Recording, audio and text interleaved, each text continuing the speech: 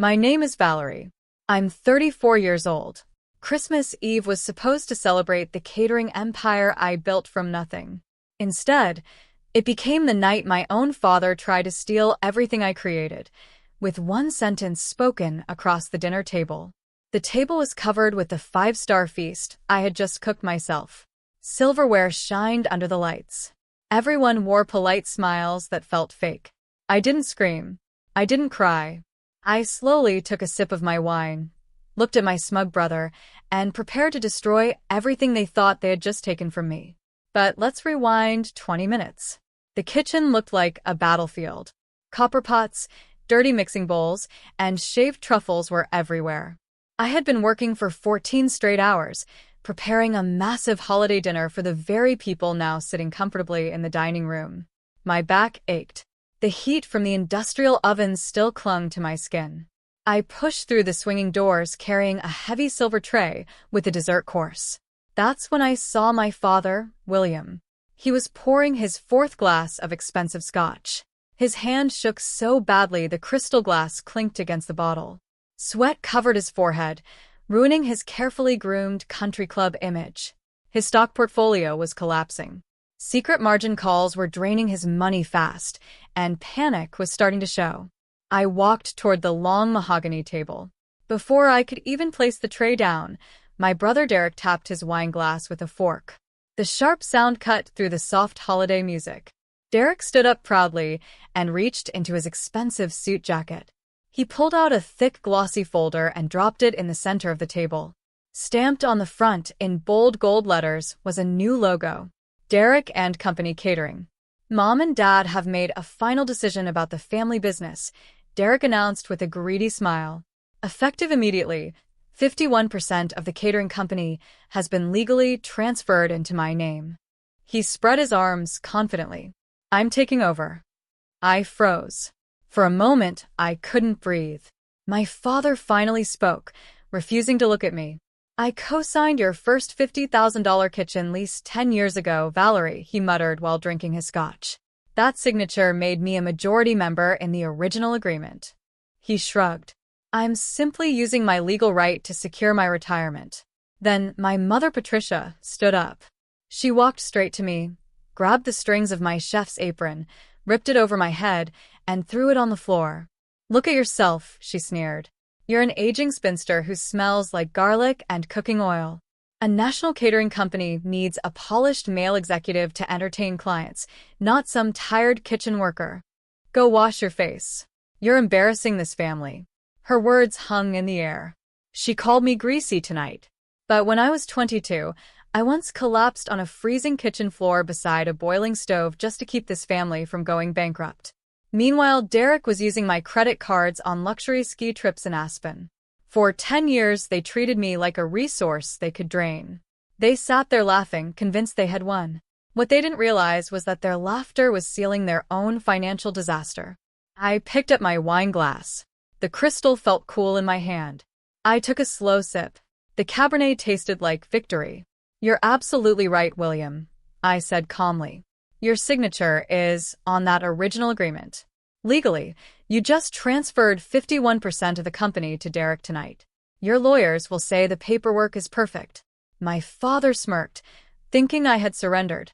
But he had no idea what he actually owned. You see, I continued, leaning forward, every one of my venue contracts and major client agreements expired at the end of November. I simply chose not to renew them. Instead, those same clients signed brand new contracts with a Delaware corporation I created 6 months ago. A company I own 100%. My father's smirk faded. His arms slowly uncrossed. And those 5-star recipes generating millions? I asked, looking at my mother. I trademarked them under my personal name years ago. The old company owns nothing except the stoves, vans, and refrigerators. Then I looked directly at Derek. The color drained from his face. Congratulations, Derek, I said with a small smile. You now own 51% of a giant empty kitchen.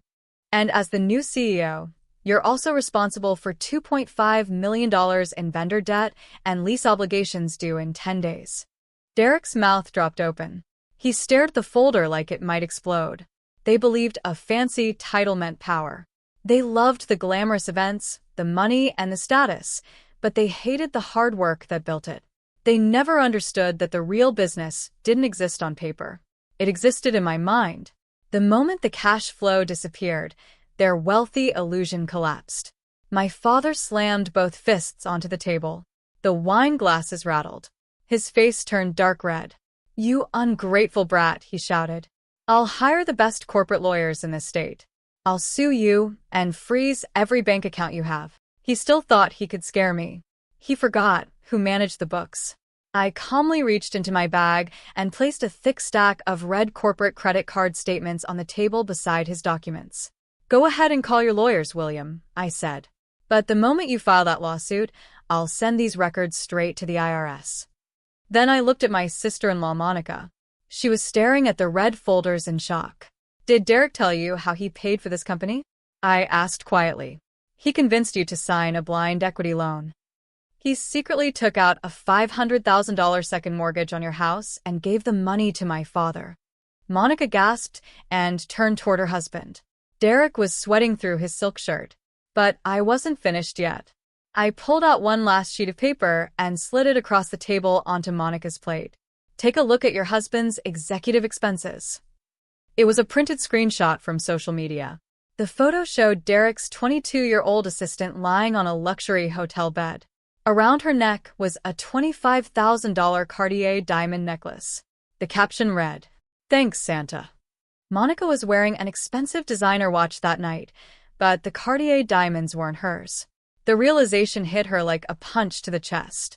The air in the room seemed to vanish. She let out a scream that could have shattered glass. She jumped to her feet, so fast her chair crashed to the hardwood floor. She lunged across the table, her manicured hand connecting sharply with Derek's face. My mother shrieked in hysteria. "Everyone calm down," William shouted, trying to hold together the crumbling facade of his perfect suburban family. The wealthy image they'd spent decades building was tearing itself apart over a roasted turkey. I simply picked up my coat, turned my back on the chaos, and walked out into the freezing winter night. I stepped off the porch and into the darkness, completely untouchable. 3 days later, my phone vibrated on the sleek glass of my new office desk. A priority alert from my corporate banking security team flashed across the screen. I smiled slowly. Derek had finally taken the bait. The digital audit trail, combined with police reports, painted a perfect portrait of his final moments of freedom. The $2.5 million debt was suffocating him. Monica was packing. His carefully constructed wealth was unraveling. Desperation makes arrogant men reckless. He found an old company tablet, the one he claimed to have lost at a charity golf tournament a year ago. Still logged into the legacy administrative portal, his shaking hands attempted to reroute a $500,000 client deposit to save his own mansion. He hit submit, leaned back, thought he was brilliant. But the money never moved. I had coded that portal myself. The outdated system was a digital honeypot, a trap for anyone foolish enough to touch it. The moment he tried to reroute funds, the bank's anti-money laundering algorithm froze the transaction. His screen flashed bright red with a security alert. I can see it clearly. The icy drop in his stomach, sweat pooling at his neck, chest heaving, and the silence of his massive house broken only by Monica dragging her suitcases toward the door. Wire fraud is no family argument. Federal agents arrived less than 2 hours later. Heavy boots pounded on his mahogany front door. They didn't care about golf handicaps or who his father was, they only cared about corporate embezzlement. Handcuffs clicked shut. His reign as CEO lasted exactly 72 hours. Monica wasted no time. She filed for an expedited divorce. Lawyers swooped in. The $25,000 Cartier necklace? Classified as stolen marital property, confiscated in a public courthouse hallway. She walked away with full custody and all marital equity. My parents' suburban fantasy crumbled overnight. To protect Derek from federal prison and cover William's massive stock losses, they sold their estate. Even the antique dining table where they'd tried to steal my empire went for pennies at auction. Derek now sits in a county holding cell, bankrupt and alone.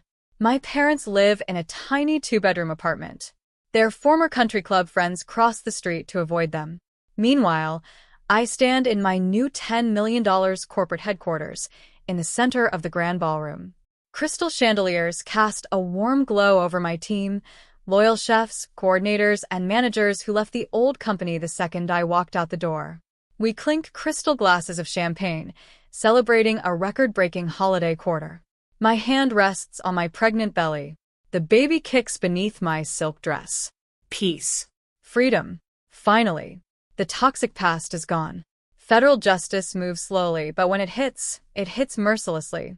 In late October, Dererick faced a federal judge. No silk suits. No arrogant watches. Just a standard khaki jumpsuit. He was sentenced to 48 months with zero early parole eligibility and ordered to repay $500,000. He wept, begged. The judge remained unmoved. William and Patricia's lives were equally shattered. To protect their golden boy and cover their financial collapse, they liquidated all assets, sold their estate, and were socially exiled. Former friends cut ties. 6 months later, a plain white envelope arrived at my office. The handwriting was frantic. My mother, Patricia, begging for a second chance. Family. Family. Family. 12 mentions in a single page.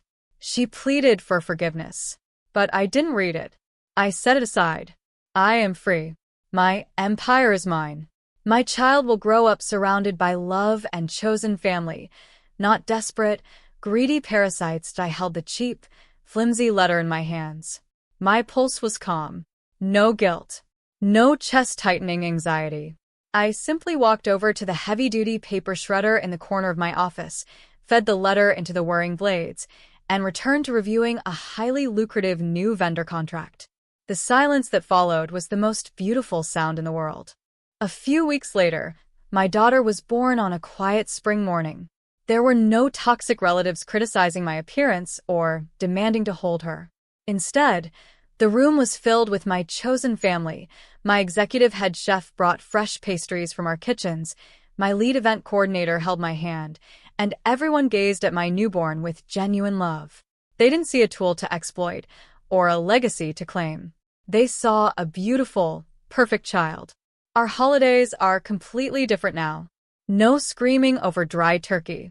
No secret contracts or hostile corporate takeovers. Just laughter, incredible food, and people who actively protect each other. I broke the generational cycle of abuse. My daughter will never know the suffocating weight of conditional love. If you're listening to this story and feel trapped in a toxic family dynamic, you need to understand a harsh truth. Toxic parents don't love their children. They love what their children provide. To a narcissistic parent, you're not a person with dreams or boundaries. You're an appliance. You exist to generate money, social status, or to make their favored child look better.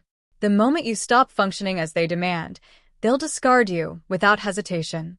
You cannot negotiate with that. You can only walk away.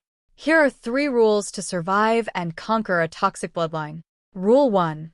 Blood does not make family. Mutual respect does. Society teaches us that sharing DNA is a binding contract requiring endless forgiveness. It's a lie. Loyalty, safety, and respect are the true currencies of family. If someone exploits or harms you, they forfeit their right to your life. Rule 2. Your value isn't determined by the exploiters. My parents called me a greasy kitchen maid, despite a decade of grueling labor. Don't let small, greedy people define your worth.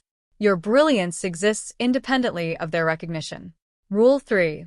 True revenge is your unbothered success. Watching my brother face federal prison was simply the natural consequence of his arrogance. My real victory is the peace I carry now.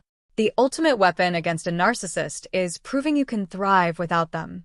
It takes courage to protect yourself rather than the toxic people who are supposed to protect you. But cutting those roots opens space for real growth. Why did I stay in that kitchen for 10 years while my brother skied in Aspen on my dime? It's called the slot machine effect or intermittent reinforcement. Narcissistic parents don't abuse you constantly. They give tiny crumbs of approval to keep you hooked. I wasn't stupid. I was addicted to hope. But when I finally woke up, I didn't just get angry, I got smart. Here's the financial self-defense strategy one used. 1. Audit strategy. Narcissists hate details. William and Derek spoke vaguely about family legacy and executive leadership. I countered with cold, hard receipts, corporate credit card statements, and screenshots of expensive stolen jewelry. Numbers never lie. 2. Let the parasites keep the shell. I didn't fight to reclaim a toxic 51% of the old company. Instead, I allowed old contracts to expire and transferred the real value, top clients, trademarked recipes, into a new Delaware corporation I fully own. Freedom is more valuable than an empty title. 3. Build airtight boundaries. I left Derek's legacy portal active as a digital honeypot. When he tried to reroute $500,000, the bank's anti-money laundering system caught him. I didn't touch a thing. The system did the work. He trapped himself. Here's the brutal truth. Toxic people see boundaries as a tax and your success as theirs. You can't heal in the same environment that made you sick, and you can't build an empire while carrying dead weight.